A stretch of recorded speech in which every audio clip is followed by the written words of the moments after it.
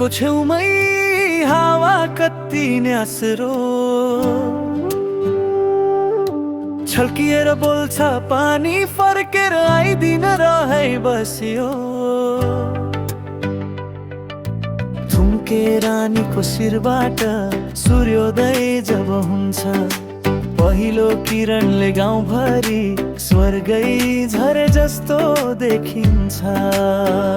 ओ my Jogmai मनलाई तान्ने ठाउँ, तुमलिङबाट हेर्दा झनै कञ्चनजङ्घा चम्कने छाउँ। तङ्गलुमा हिउँ परेपछि बालापनै फर्किए झै रेडपाडा देख्दा वानम भित्र खुसी झनै नाचिए झै।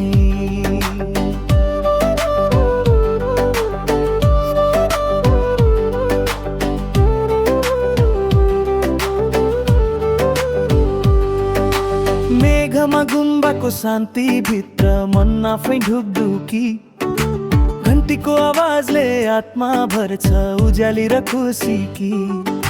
वन पाखामा हेरिरहन्छु चुपचाप त्यो लाल रानी, रेडपाण्डा पात भित्र लुकी लुकी भन्छ स्वागत छ पर्यटक दानी।